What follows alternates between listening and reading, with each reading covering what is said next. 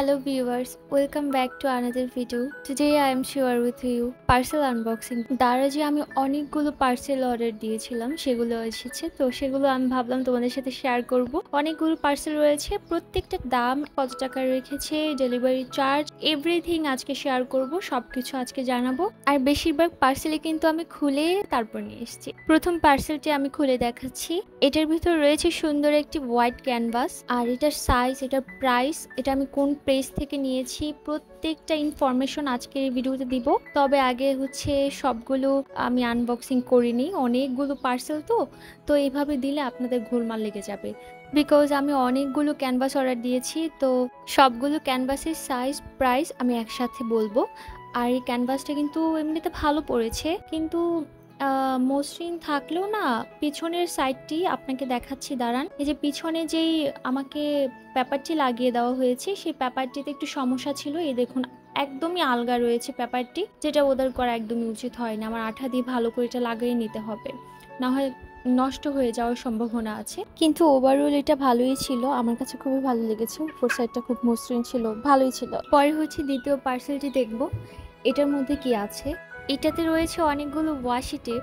Washi টেপগুলোর কালারগুলো খুবই সুন্দর ছিল, আর টেপগুলো খুব সুন্দর ছিল, কোয়ালিটিও খুবই ভালো ছিল, আমার কাছে খুবই ভালো লেগেছে।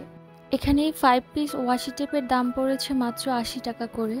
এর পরের পার্সেলটিতে ছিল 250 গ্রামের একটি মন্ট মার্টে মডেলিং ক্লে, সাথে ছিল একটি পেন্টিং প্যালেট। আর পেন্টিং প্যালেটটা ভালো ছিল না, কারণ দুইটা ছিদ্র ছিল। পেন্টিং প্যালেটটা আমার কাছে 120 টাকা রেখেছে, আর ক্লেটার প্রাইস রেখেছে আমার কাছে 225 টাকা করে। 250 গ্রাম ছিল এটাতে। এরপরে ছিল একটি বার্নিশ এবং একটি মন্ট মার্টের গোল্ডেন কালার, আর ওই গোল্ডেন কালার 50 ml এর প্রাইস রেখেছিল আমার কাছে 112 টাকা করে। আর বার্নিশ ছিল 135 ml এর, যার প্রাইস পড়েছে 225 টাকা করে।